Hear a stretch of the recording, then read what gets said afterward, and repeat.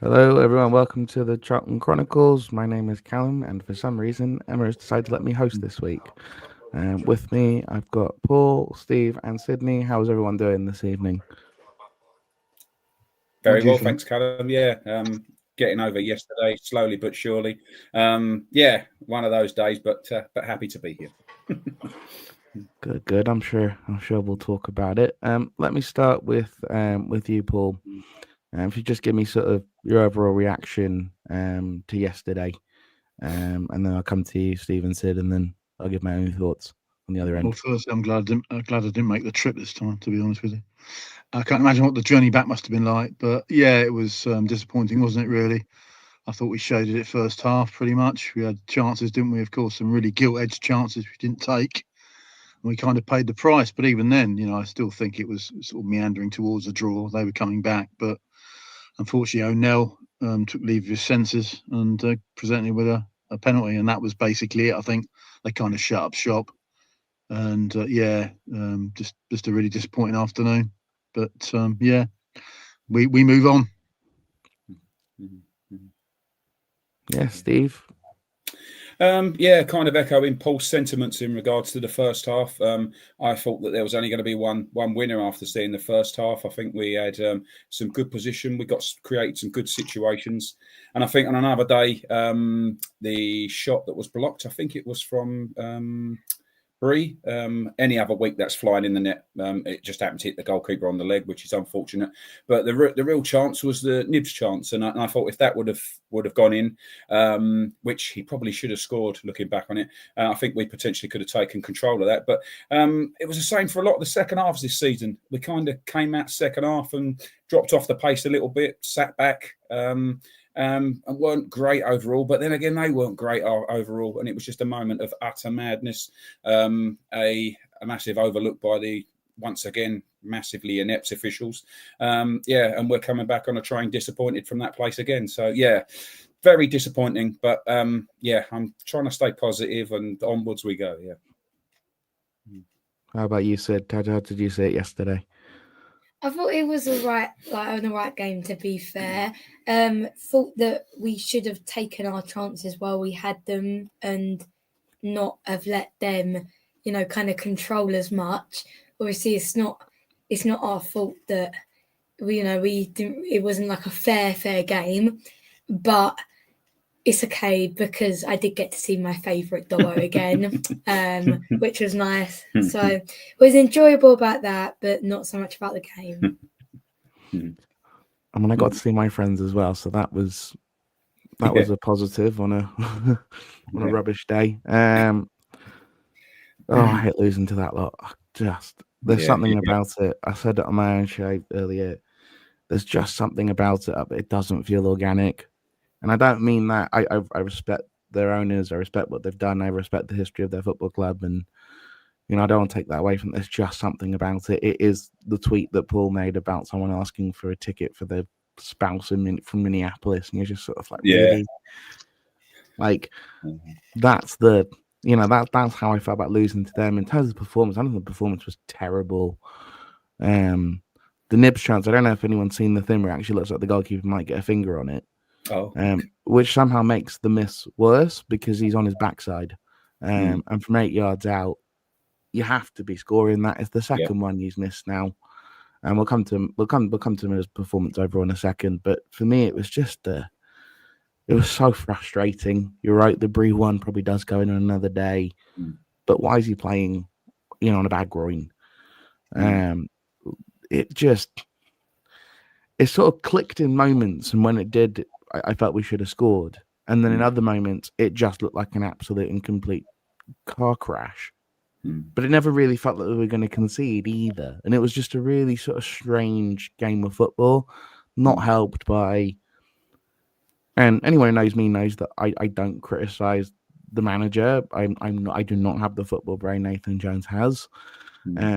But I tell you, some of the decisions and some of the questions that he answered, some of the answers he gave, some of the questions asked after the game yesterday were just like, they weren't quite Tom Cleverley saying our hope is being top of our group in the Virtue Trophy, but they were baffling to me. Right, Shall we chat some players? Where do we start? We have a quick hello to everyone in the yes, chat. we could. Sorry, I'm learning how to host. So. Yeah, no worries, bud. Hi to Charlie. That's sorry, something's happened on my computer. Hi to Glenn. Emma's mentioned it's a comment there. Tom, good evening to you. Matt, good evening. Hi to Stuart, to David. There's some comment in there recently. Charlie wanted to know what was O'Neill thinking. Nib should score, move on. Hopefully, injuries clear. We should be fine. Glenn said, evening, Emma, everyone. Not a great result, but I'm sure we'll pick up the next game after the international break.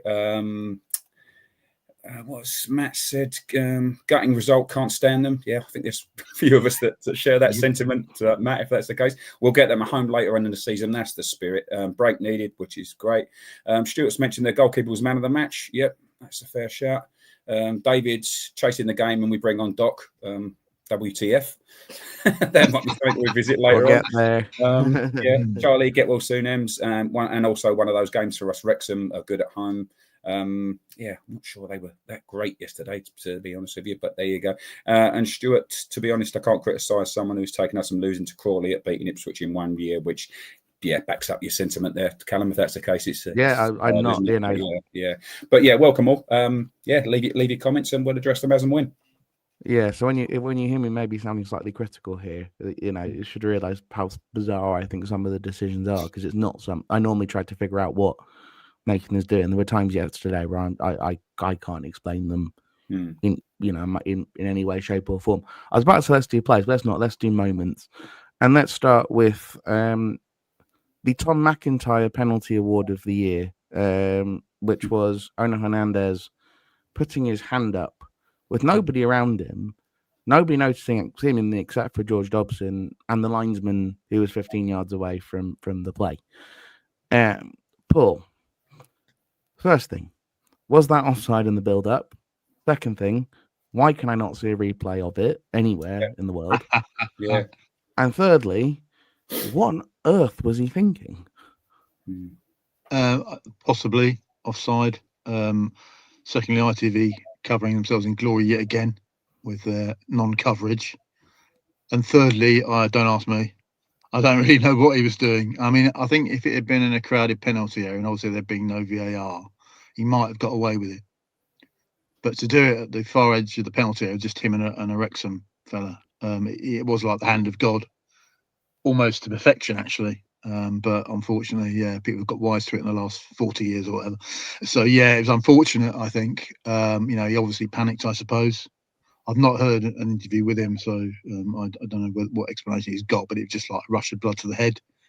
He was probably saw himself as last line of defence, 76th minute or whatever it was. He'd come on to do a job, wanted to do it to the best of his ability, of course, and it just as I say, just a momentary lapse, wasn't it? Really, a bit like Kane, wasn't it, against Millwall? Just that momentary lapse where you need clear thought, and it wasn't as if O'Neill had been playing the whole 75 minutes where he was starting to maybe tire in mind and body. He'd only been on a matter of minutes, I think. Correct me if I'm wrong. So inexplicable, disappointing. I didn't feel quite as pig sick as I did after QPR. But it's running a close thing. Ironically, going into the next, that was going to an international break, wasn't it? And here we are in the same situation. But it was kind of a point dropped, really. I don't think we were ever going to get more than a point. Or, well, certainly. I mean, perhaps in that first half, if we'd have put our chances away, then hopefully we would have wrapped it up and gone away with it, give out 3 points. But once it got to half time and we hadn't got any advantage, I thought certainly we were never really going to be getting more than a point. So it's only so I'm doing some mental gymnastics, as you can gather, and saying it's only a point dropped to try and hide my disappointment. But it is disappointing, particularly the manner of it. I think we could have at least have held on for a draw. Obviously, they're able to bring on someone of the calibre of Josh Windass, who's proved his worth in the last few games for them. I think he assisted all 3 of Kiefer Moore's goals against Cov, I think. So that was a great achievement. So, but I still felt we could have got away with a point. So overall, just really disappointing. But we move on. I think we need to regroup over these next couple of weeks, get some of our injured players back. It was good to see Josh smiling at training the other day. So yeah, just really disappointing. But I mean, I don't think we've probably not lost a great deal through that. Really, let's just play them back when they come back to the Valley. Yeah. I know I can see it from the comment here that Stuart's saying you can't criticise no now. It's not his natural position. I'd be very interested just to ask you, Steve, because my other thing with O'Neill actually was, and I can't quite remember if because we ended up going back together, and thank you for helping me navigate the trains because that was an absolute nightmare. But we sort of came out at the same time, and I don't know if we saw O'Neill getting himself booked for arguing with an official with the ball in his hand whilst we're chasing a game 1-0 down. Do you think, the way that I do, that we lost our heads a little bit after that penalty went in, and it probably took us time to really recover, and that and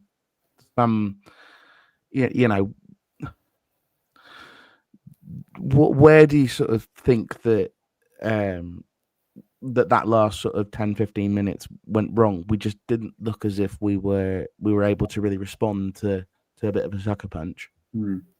Yeah, I think probably the players and the fans alike. I think there was a shared disgruntlement, disappointment. As Paul mentioned there, I mean, I haven't seen the offside yet, but it looked like a blatant offside to me and the rest of the people that were sitting there. I'd like someone, if anyone knows in the comments whether it was or not, then please do let us know. But yeah, it looked way offside to me. And then obviously there was a big delay in regards to the handball happening. I didn't actually see the handball in real time.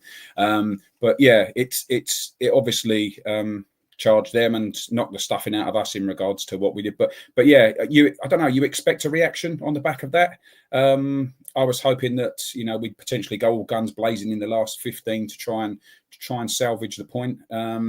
Yeah, whether if we'd have got a goal straight back, we could have potentially gone on and nicked it is another comment, but probably not. But yeah, it was just a little bit disappointing. I don't think it was really coming. Their big players didn't really have too much of a say in the game. I thought the guy Moore that had been scoring the goals recently was marshalled very well by our guys. I certainly don't think he looked like a top-end championship player by that performance yesterday, but they've spent big money on him, and I believe he's on extremely good wages as well. But yeah, and it was probably going to be a set piece or a mistake that was going to sway the game either way, to be fair. But yeah, I would have liked to have seen a more positive reaction. Go gung ho. I suppose there's that old adage: if you're going to lose 1-0, maybe might as well have a go and lose 2-0. But yeah, it was somewhat disappointing in that respect.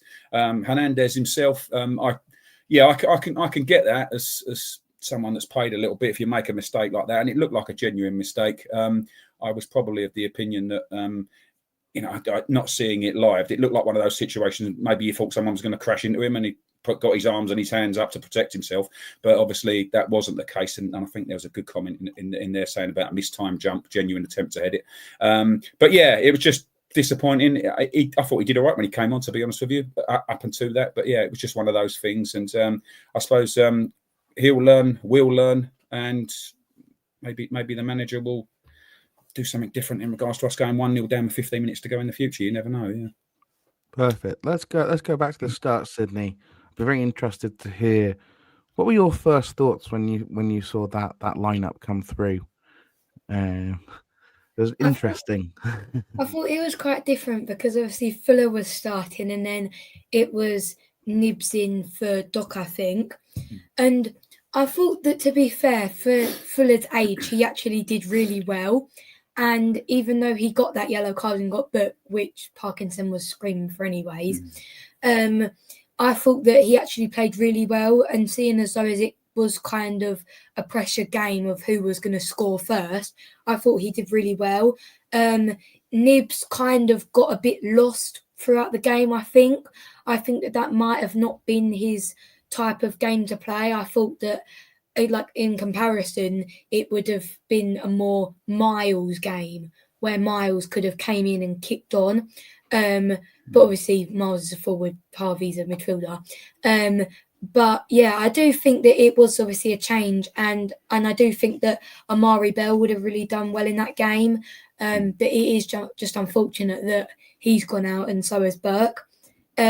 But I do think it is just a return of waiting for now Josh and Matty to get back in, because then I think that's when we will really start to kick on and play. Yeah, should we go through a couple of the comments, Steve? Yeah, no worries at all. Yeah, we just mentioned obviously the O'Neill attempts to put a decent header on that yesterday. David's mentioned regardless of the error, we still did nothing in that second half until the Berry chance at the end. It's probably a fair comment. That Stuart's agreed with Paul, didn't deserve to win, so it's just a point lost, which is a positive over the fact that we lost, but there it is. Stuart mentioned we didn't seem to have the legs in the second half, which seemed to be a recurring theme recently, Ipswich aside. I think we've seen that in a few games this season, very much so at Preston as well. And Matt's just followed up on the comment about Kiefer Moore saying Moore was marshalled by Lloyd and Ramsey, who were both ill and half fit. Tells you something about our defence, and I think that's a very fair comment, isn't it? That even though yesterday those guys were ill and not 100%, they still performed for the club, still preferred, and it was personal pride that got them through against a striker that scored quite a few goals this season. Yeah, I think to come back on Stuart's point there, he talks about having the legs. I think that in this particular instance, considering people are sick and and to be honest, when we talk about the starting lineup, we don't know how many players were sick. It was just that he just said these 3 players, but it sounds like that was a much wider sickness than just 3 people. So we don't know how many are sick. As I say, I've been sick this week, and it's absolutely hit me like a freight train. So, if any of these guys have played through what I had, fair play to them. We know that was it Lloyd that arrived? Was it Kane that arrived with an oxygen mask? Because they were saying that it was Lloyd turned up in like a COVID mask, but apparently he had the flu. So So when we say all this stuff, it's also to know that some players were ill. We'll get to Miles in a minute, because I think that was a very interesting answer, shall we say. But let's talk about a couple of players. Let's start with the decision to move Kerry back to the number 8 and play Nibs in at the number 10, Paul. What do you think of that decision? And are you of the same opinion of me that I don't think Nibs and Kerry work particularly well together? I think they get in each other's way quite often. But I'd be interested to hear your opinion on that decision. Yeah, I mean, I'd agree with certainly the second part. They don't work well together.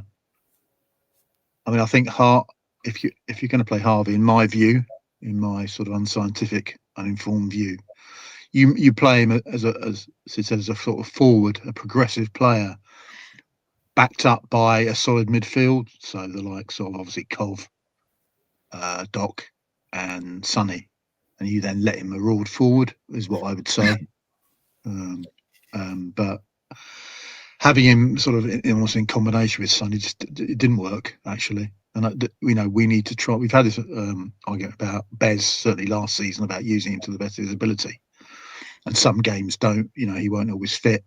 And I just felt that was one where Harvey we're not seeing the best of Harvey. He's still getting himself up to speed. He's a bit like Charlie. He's kind of getting there, but I just didn't think he was effective. I think had he put that chance away, that might have been a different story, psychologically.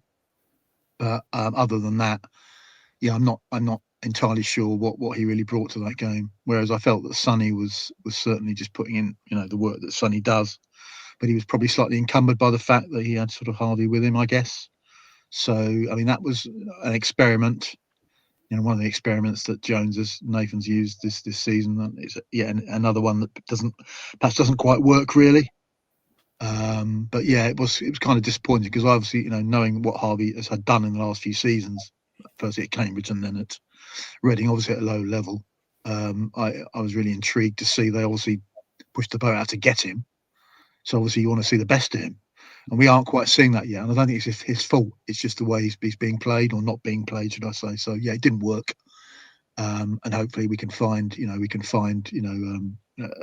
future games where he can sort of thrive really, because he needs to. He's obviously still in really good spirits. He's really enjoying it. He was interviewed the other day, wasn't he, saying he likes the spirit of the club. Everyone's made me feel settled. He likes living in the area. So obviously the only other part of that that's missing is obviously him playing to the best of his ability. So as I say, it was a shame yesterday, but hopefully we can find, or Nathan can find a suitable spot for him in the coming games, really, because he's got lots of ability. So we just want to show that, I think.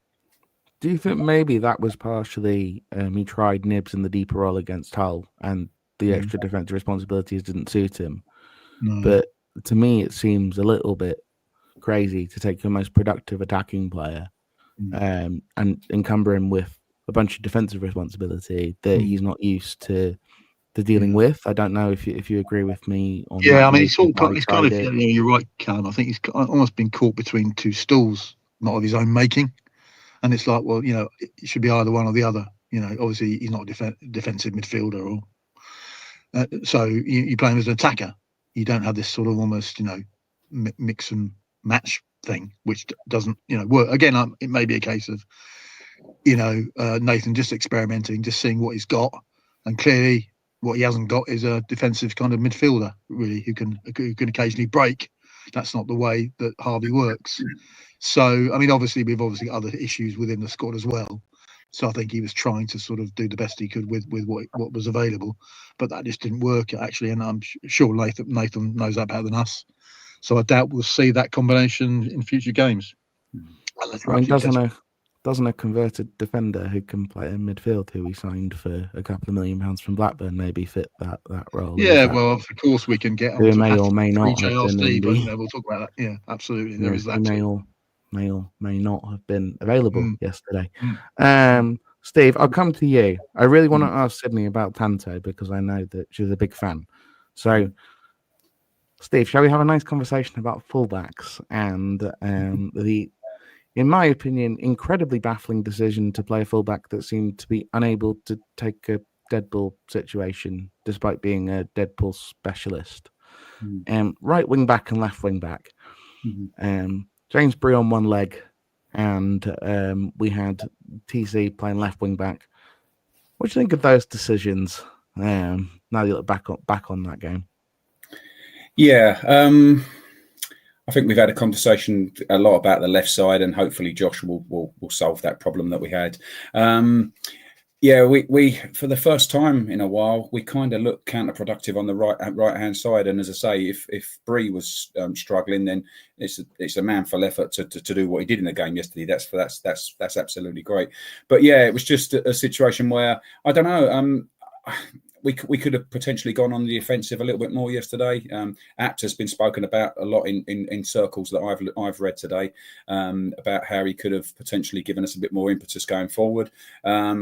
I think, even though Kane was ill, he still looked very solid on the right hand side. So, but yeah, I think that was a big problem yesterday. Tyrese is just not a left wing back, is he? It's not a position that he should be asked to play in. Obviously, it takes him away from potentially causing havoc on the left hand side and also occupying their right hand side, which potentially could have limited Dobbo in a little bit of what he did yesterday. And I think they've got a decent guy on the right centre half side. But yeah, it certainly hampered us yesterday. We didn't look as solid defensively as we usually do on the wing back side of things. But as I say, most importantly, I think it took a lot away from us as an attacking force yesterday. But yeah, it was a strange one because there's potentially personnel that you can move about, certainly on the right hand side, maybe not so much on the left hand side, but yeah, I think in a few circles it's been mentioned that there's a few people out there that don't want to see TC in that left wing back position. That may be something that we could all agree at some point, but maybe he doesn't like playing there. But yeah, it looked a little bit confused, if I'm being honest, yesterday. Yeah, I mean, I guess my question would be: you've got two players that both can play right wing back. One of whom has been a player of the month not even 2 months ago. The other of whom played at right wing back for a club, again, a player that we signed from Blackburn, who is able to play there, and did decide to play someone on loan who is on one leg. That, to me, seemed like a slightly baffling decision. There were a couple of Nathan Jones decisions that were made that were, I think, a little strange. But we'll come to you, Sydney. It turned out we only had one fit striker. So I know it's someone that Emma has been on here and really wants to see Tanto play more often. That wasn't his best game, was it, on Saturday? Yeah, I mean, I just thought that one of the issues was the height in the box, because with Tanto, I mean, he's not the tallest person, and neither is James Bree either, and that's who seemed to be in the box quite a lot. But I still think that Tanto did quite well. I mean, maybe there was a few times where he took just an extra touch to get past their player, or just lost that header that could have made a chance. But overall, I didn't think that he did too bad. I do think that, again, as I said, Miles would have been a good choice for that game yesterday in terms of height. Kind of creates a threat in the box where you can win a header, possibly score from it. But I don't think that Tanto was bad. But it's just, I feel like that was a kind of a slow game for all of our players. That's an interesting point. Shall we, Paul? Shall we take them? You and I both like Miles. I think more than certain sections of the fan base. Shall we tackle the Miles press conference answer after the game, which did not sound particularly good. Where Nathan Jones was asked, I know it's now on Charlton Live and everything, so everyone can hear it. It was originally it was on Substack, so I don't want to take the thunder away from the fantastic Rich Crawley. Please, if you can, the £5 a month is more than worth it. Ask anyone that subscribes to it. But when he was asked, Nathan Jones said, "I don't want to talk about it with Miles." He was then asked to clarify that because Louis realised, wait a minute, this is bonkers. And he clarified that, yes, it was an injury and said nothing else. Yeah. What do you think of that answer before I sort of butt in? Yeah, I mean, to me, it was either he's got injured doing something he shouldn't do, i.e. off the training pitch, or the physios have said he's not fit, so he can't play, or he has said he's not fit and can't play. It's one of those, or a combination of the last two, basically.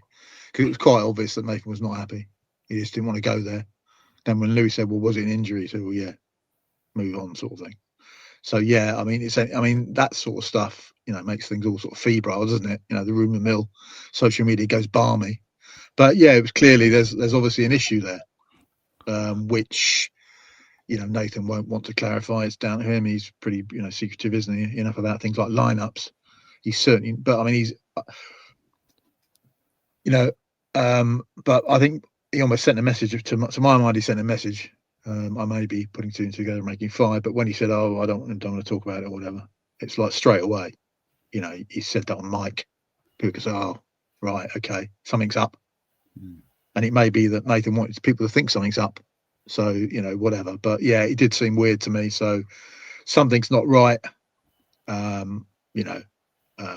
I've started speculating, obviously, as others have. So yeah. I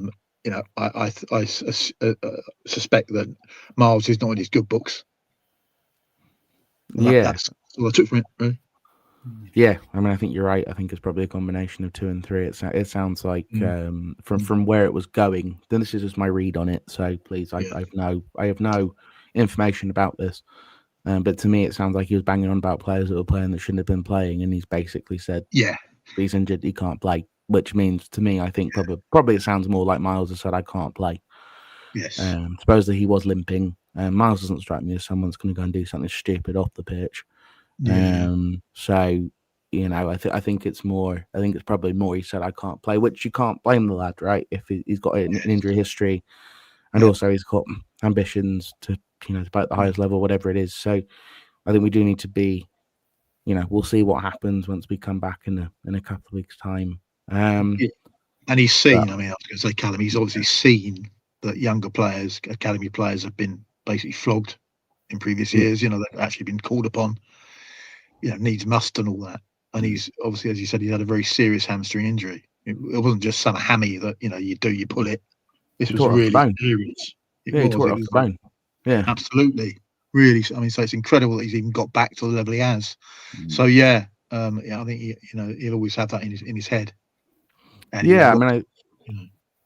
I mean, the really baffling thing to me was we had a game against West Brom where we decided to kind of spread out the two strikers. So Miles ended up on the wing, and he's not a winger. And Tanto can actually play off a wing a little bit.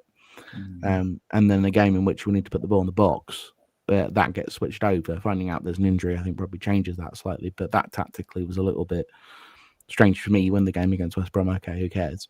But that was a little bit strange. Steve, shall we talk midfield again? But let's talk about something else, which was we were getting slightly dominated, I thought, in the midfield. So he brings off Ibby Fuller, who I thought was okay. He looked a little bit out of his depth at times. I actually really liked the tackle that he made where he got a yellow and basically said, I'm not scared of you. I thought that was actually fair play to the lad. Get in there. But, you know, I think by the end of it, I think the intensity probably was a bit too much for him away from home in his first championship start. We bring Doc on, and somehow we got worse in the middle, I thought. Is that something that you thought? I don't know if Doc was one of the players that was ill. But I thought he had a really torrid time in there. And I think if it hadn't been Connor Coventry holding that midfield together with gaffer tape, we would have been in real serious trouble for that sort of 25, 30-minute period. Yeah. We discussed it on the way home, didn't we? And it's a very valid comment. You know, I think we were all looking that, you know, when Doc did come on, it might give us a bit of fresh impetus. You know, the skipper pumping his fists and getting everyone going and leading by example. But yeah, if he was ill, then so be it. That's absolutely fine. But it didn't really have the effect that we were all hoping that it would have. In regards to the whole midfield as a trio or a quartet, whatever you want to call it, we were a little bit off the pace yesterday. I thought some of their midfield players performed very well and seemed to be a little bit more careful with the ball, more creative with the ball than our players. I don't think the Nibs thing worked yesterday. I thought Harvey was probably a yard off the pace yesterday, and I don't think it was to do with any kind of effort, situation, or desire. I think that the kid genuinely wants to impress and do well, but he just looked a yard off the pace yesterday. And there were potentially some situations that a fully fit Harvey could have taken advantage of, and certainly the chance that he missed as well. But Connor worked manfully as he always does. He grafted. He got into positions. He broke the play up. But in regards to having a sort of partner in there like Doc, normally backing him up, moving and getting here and there, it just didn't really work yesterday. I feel a little bit sorry for Sonny yesterday. I don't think he felt that he had the usual solidity behind him so that he could, make those runs and express himself the way that he has been. Although he did still look our most dangerous player. But from one of our most usual solid departments in the centre of the park and the midfield as a whole, we were just probably a little bit off the pace yesterday. And they had a couple of midfield players that did better and probably ran the game a little bit more than ours. So Sydney is a centre back yourself, as I found out yesterday. Let's talk the three men at the back who I think actually come out of yesterday's game with a huge amount of credit. And I mean this to all three of them. Two of them obviously very ill, and one of them who's a player who was getting absolute pelters playing in the division below, even 12 months ago. So, let's start with Maka actually, because he had one hospital pass from Kaminsky that was a bit of a disaster, and we'll get to the goalkeeper in a minute. But what do you see from Maka? Are you feeling confident with him as that starting left centre back, especially whilst we wait for Amari Bell for how long that may be?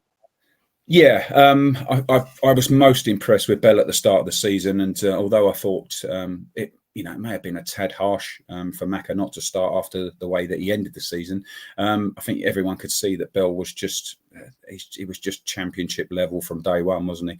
And I do think we've missed him. That bit of pace that we potentially could have had yesterday. He's dominant. He's very, very good on the ball as well, isn't he? I think he makes good feeding passes into people like Kerry. I thought Maka did okay yesterday. I thought he was solid. I thought he did everything that he needed to do. As I say, there was a couple of iffy moments, but the only thing that I've always said about Maka is he just doesn't have that turn of pace, does he? But I think now that he's I think he reads the game very well, and I think his head gets him into situations and positions that help him play as a centre half. But yeah, I thought he did well yesterday. In regards to the other two, I thought they were both magnificent. It's a real shame that we've had Lloyd on the sick list in both games that we've played at that ground. Last year he was well off of what normal, Lloyd was, but I thought he was dominant beyond dominant yesterday. He really showed their guys up front who was the boss, and the much awaited confrontation between him and Moore was an absolute walkover for him. I thought he was brilliant. Every header he went for, he looked like he was going to crash through the back of people. And as I say, if those two guys were ill, then yeah, it's going to be some performance when they're both fit again. But as a unit again, that was our strongest part of the pitch yesterday by a mile, in my opinion. Yeah. And then just to kind of finish it here, and then I'll have a bit of a chat just about sort of squad management so far and a couple of things that have piqued my interest. I'm the host, I decide. Thomas Kaminski, in between the sticks. Beyond, as I say, one absolutely god-awful hospital pass to Macaulay Gillespie. It's a thing that I've been seeing sort of going around, which I don't know if anyone's seen. Is it Chris Woods? I think it must be. His tweet, which basically has Kaminski's stats this season, which show he's actually top 3 for save percentage. He's second in clean sheets. He's, statistically, he's actually been one of the better goalkeepers in the league. You can question some of the shots he's faced or whatever it is, but you sort of take that QPR error out of it. And actually he's had himself a really good season. So I'm going to ask the panel, and maybe you agree with the criticism, and fair enough if you do, I'd be really interested to find out. But why do I keep seeing these things kind of around the internet about people saying that the goalkeeper's not going to be here next year, that he's this, that he's that is the other, and that we need to bring back Will Mannion? I'd just be interested to see if anyone agrees with that line of thinking, and if so, why that is. I don't think there's a wrong answer. I'd just be intrigued to know.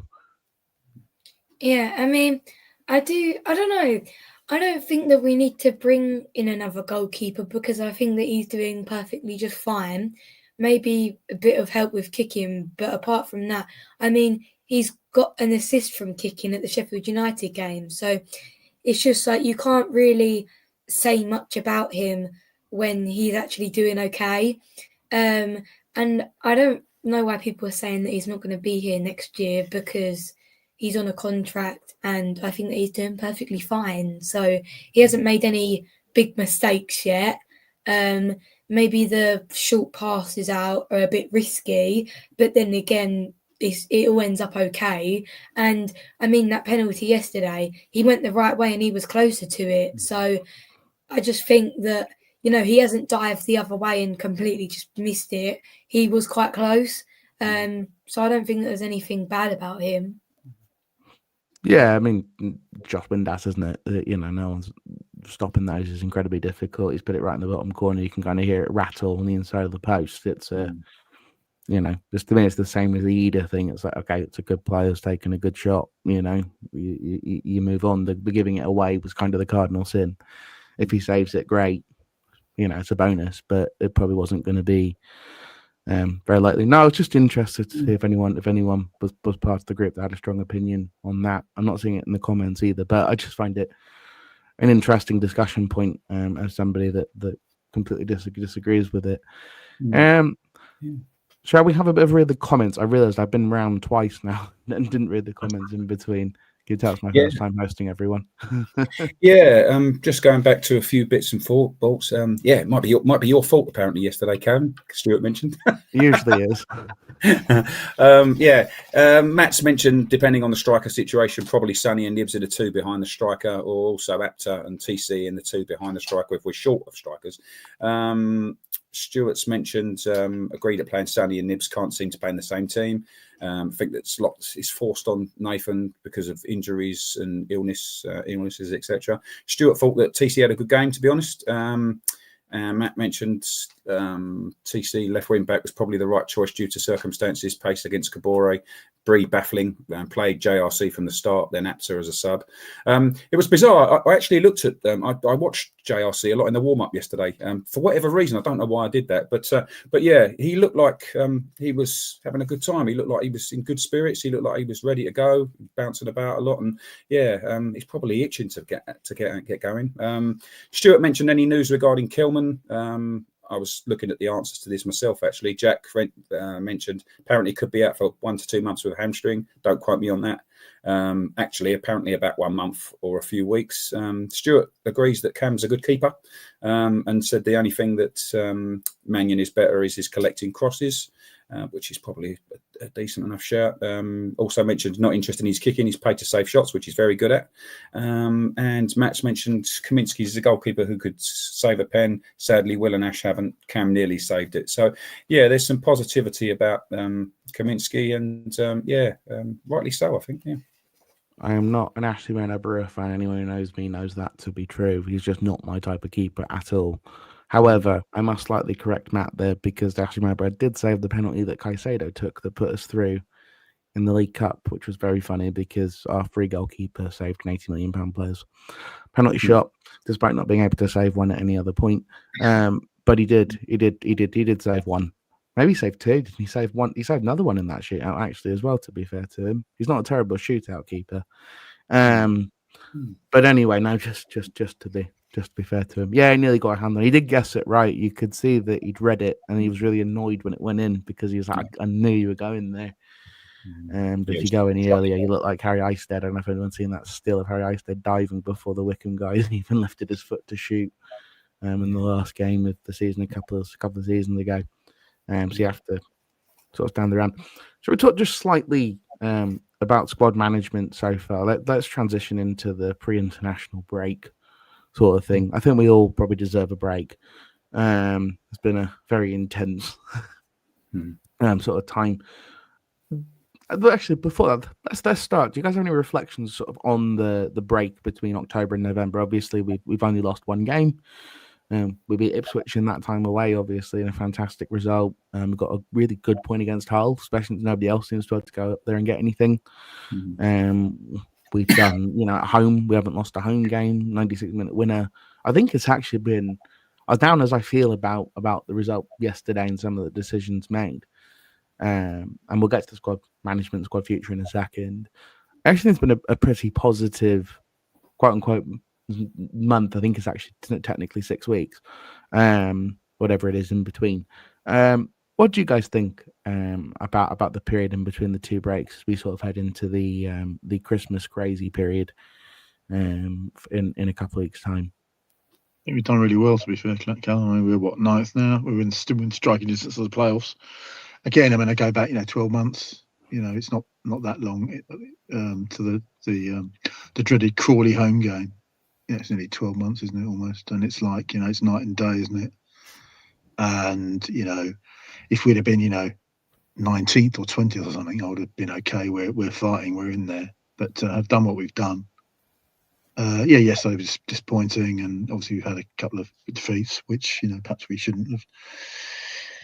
Things have been different. We've taken our chances again. We could have had points, but where we are, I mean, I'm really, really happy actually about it. I don't tend to get all that up, do I really? But I mean, I am pretty positive about what's to come.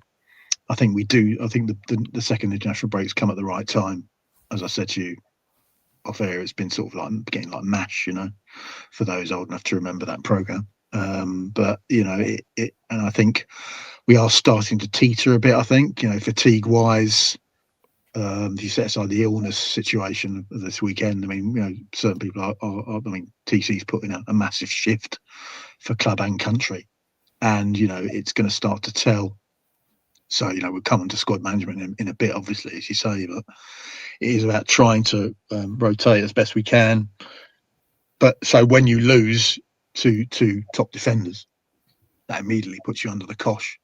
And when we, again, I'm sort of straying to squad again, but I mean, when I saw EB starting it, alarm bells started to ring, because obviously he's a fantastic prospect, as we know. But when you're starting an 18-year-old kid away in the league against Wrexham, for example, then you start to think, hello, what is the state of the squad? So, but to go back to your question, I'm really happy with how things are. It could have been better, but I mean, as I say, to be within striking distance of the playoffs is just incredible, really. So you've done a great job.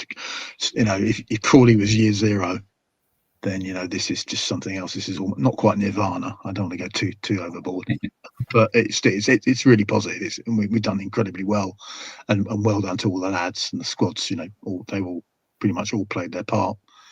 And but we just need to, as I say, we need to regroup and reset these next couple of weeks and go again. And then obviously January will be around the corner, and that's when we really need to reinforce. We need, we're not talking about one or two little tweaks. We're talking about getting 3, 4, 5 possibly quality players in. So, but as the state of the nation, or the state of the Charlton nation at the moment, I think we're in pretty good fettle. Stephen Sid, in that break, and I know the answer here is going to be Portman Road. I'm not, I don't think there can be another answer in many ways. But when you look at those games as people much like me who travel, every single week up and down the country wherever we need to go, I often joke with people, if you want to know where I am, just look at the Charlton schedule, and wherever it is, I'm probably there. Has there been sort of so far? And especially in that sort of break, is it the Ipswich game that really stands out to you as a sort of just a really sort of cracking day / evening, or have there been any other ones that sort of really stood out? I think it's probably Sheffield United, isn't it? Yeah. I think the Ipswich game is it's just a standalone, and it's a fantastic effort from the lads. It's a fantastic evening for the guys, and going to the backyard of a club that we owed a bit to those guys, and it was nice to see that. But yeah, on the back of that, I absolutely enjoyed the day at Hull. I think you mentioned it earlier. Not many people have gone there and give them a game this season, and not only did we give them a game, we probably came away with a more than deserved point to a very good, very informed side as well. Tough nut to crack. That was a limbs moment at the end, the last minute goal, and nice to see Berry get back on the score sheet. And as I say, Sheffield United, we got absolutely drenched all day that day. Brilliant to see Tanto get his goal, and the place went crazy. So yeah, you're talking about last minute winner the other week. I think we've had some lovely moments in the last few weeks. People coming off the back of 7 points out of 9 in that period. I think to a man, as fans, we were all flying, weren't we? And I know we are only human and football fans at the end of the day, and ultimately you'll look at a loss against Leicester and go, oh well, it's all going to come falling down now. Well, it isn't. It's not going to happen under Jones, is it? We're going to be back after the break, and it's probably, as Paul said there, it's come at a good time. Get some players back, use the time to recuperate well, get the illnesses out of the way, get the injuries out of the way. But yeah, as Charlton fans, I think in that period of time we've had enough wonderful moments that some fans could have in a whole season. We just had it in a period of games, which is brilliant, fantastic. Perfect. So Sid, is the same for you, or those ones that stand out, or you got another one that? Yeah, I mean, obviously, last minute winners are really good to experience. You're in the atmosphere with all the fans, players are on the pitch happy. So those games are the type of games I like to see, winning in general. But yeah, Hull was a good game. Obviously, as Dad said, we equalised. Their fans were not happy about that. But anyways, and then obviously, our away game at Sheffield United was wet and winnable. So got our little W's going there. But I mean, obviously to see Tanto score that day and then just be in that away end was just great, because everyone's jumping up and down around you and you just get to feel the excitement. And that's what I love about winning and last minute winners, equalisers, because it just means that your team have kind of got there and like pushed through the pressure, pushed through the game, and then gone and done it. Yeah, it's mad to think we have 3 90th plus minute winners and a 90th plus minute equaliser as well in the space of 15 games. Some would say that that's unsustainable. I would say that is literally Nathan Jones's football. This is how he does it. Those Luton sides used to score. Used to score, but 91st, 93rd. This was it. Just is what they did, right? It fitted than everybody else, and were able to do that. So we just spend 5 minutes just on the squad, just to have a little bit of a look at maybe the management of it, and then sort of go, are there any players where sort of the red lights are flashing a little bit in terms of the number of games they're playing? I think TC is an easy one, and he's going to play this break as well, because if Jamaica win their next two, they're going to the World Cup next year, which would then mean another 3 months of football for him. But I thought he looked absolutely shattered at the end of that game yesterday. I thought he looked shattered by about 78 minutes, to be honest with you. He just couldn't run. But I look at him, I mean, the obvious one that I'm always going to bring up is Coventry in the middle. We don't have a backup six. That is really worrying. We tried Doc there, I think, just to see what would happen. It was not quite a disaster, but it did not work away at Hull. So, when Paul talks about players in January, it's got to be there, I think, and it's got to be, the other one is almost certainly got to be left fullback, or a left centre back, to allow Bell to be a backup left back full time. Because I think, I think we probably need a centre back anyway. If you look at Reece Burke only playing 70% of the season in a good season, are there sort of problem positions? I think strikers maybe a bit harsh. We've got 5 of them, and Matty Godden's still to come back. I wouldn't necessarily want to recall either one of Connor or Bick, who are both having excellent times and developing on their loans. Are there sort of positions that you look at and go, we need to play guys more? What does JRC have to do to get a game? I know he was absolutely useless at Cambridge, and he was. He looked like he didn't really want to be there. But surely, wasn't the only one, was he? Okay, let's be honest. Yeah, with 2 months. So. Yeah, he wasn't. I mean, Nibs didn't look like he wanted to be there. I think part of it was, why am I playing with the team with the team for the kids? I think there was a little bit of that going around that night. So I guess my thing is are there players that you look at, other positions you're looking at going, we really need to have a look at this, whether that's a couple of weeks, in terms of resting over the games at Christmas, in terms of trying to rotate and get through it, and then definitely as we approach the January window. Yeah, I think one of the obvious ones that potentially we'd all worry about is Jones at centre half. I mean, if the guy's fit every week, he's playing every week, and he's simple as that, because he's the linchpin of the side.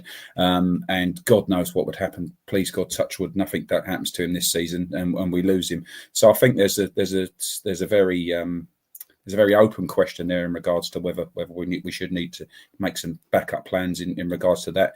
The other injuries we've kind of taken care of this season, but he would be a massive loss in that respect for me. I think we mentioned the left side.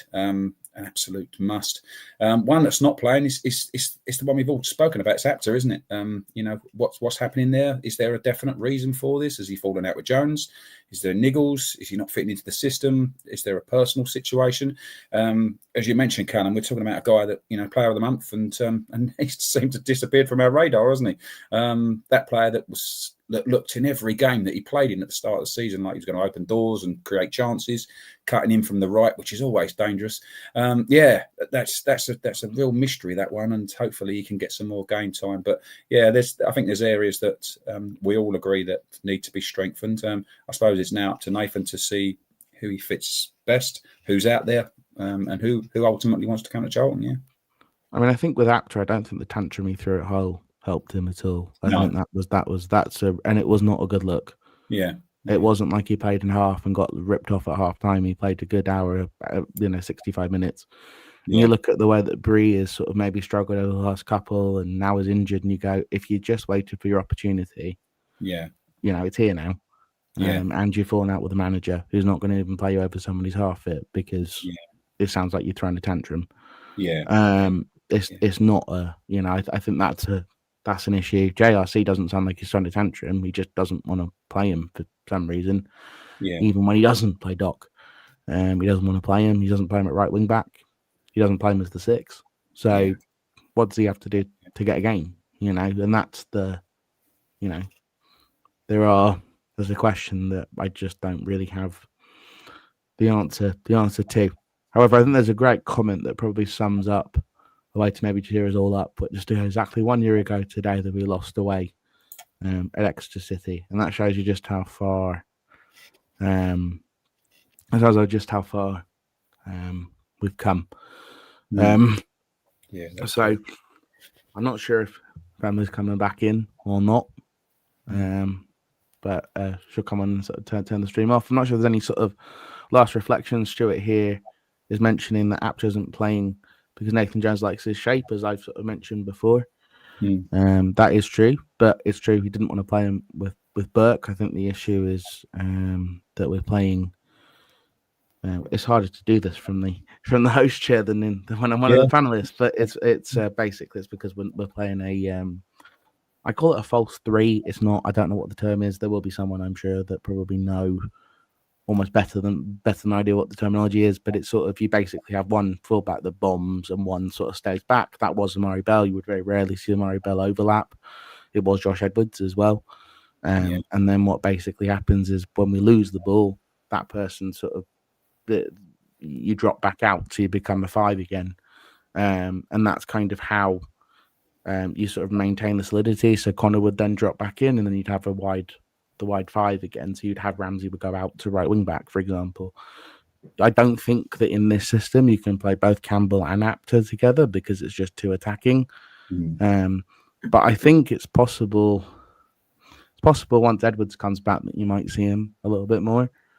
But I think everyone kind of needs the break, just to almost get heads right. And I think Nathan kind of mentioned that we need to clear the building out. Everyone needs to go home and just kind of take a breather, take a breath, come back. But there are players I imagine who are sat there. For me, if you're going to have Corey Anderson, who he'll use, right? He'll use him if he's around. If you trust him, then don't put JRC on the bench if you're never going to bring him on, because it's just a waste. It's just a waste. Just have Anderson there. If you'd rather have him, just have him. Right? And I think the board are telling you to not do it. So a few extra shouts in the chat here. We were talking about comments there. Stuart's mentioned a lovely one that was enjoyable, not this season, but the best experience I've had as away was at Orient last season. Incredible scenes. It was, wasn't it? What an absolutely wonderful. I don't think I've ever been in the ground as long as that after a game. Certainly not unless it's Wembley. That was brilliant. No one moving, no one leaving. Great memories there, Stuart. Mentioned. Tyrese looking shattered between 70 and 80 minutes in most games, which is probably a fair shat. Does anyone know how long Bell and Burke could be out for? I don't know if you've got any answers on that, Callum. Any updates on that? The only thing I know about Bell is if that's a hamstring, you're looking at a minimum probably of a month. If it's a bad hamstring, it could be longer than that. Burke is just a foot. The problem with Burke is that, and I joke about it, it's not very funny, but basically he could re-injure his hamstring going on the treadmill during recovery. So you need to be really careful with him. Matt's mentioned actually something I overlooked. Breeze ineligible when we come back against Southampton. Forgot all about that, to be honest with you. So Apter or JRC will get their chance. Tom's in the chat. Evening all. Hope you're well, Tom. Jack, evening. Only one today. And it's got busy as we're about to shut it down. All good. I think Emma's here as well. Perfect. Well, thank you everybody for joining us. Thank you to Emma for letting me host. Hope that was a good decision. And thank you again to Paul, Steve, and to Sydney for your time. Thank you everybody. And there won't be a show next week. We will see you the Wednesday before the game against Southampton. All right, everyone. All the best. Cheers, guys. Cheers all. Good night.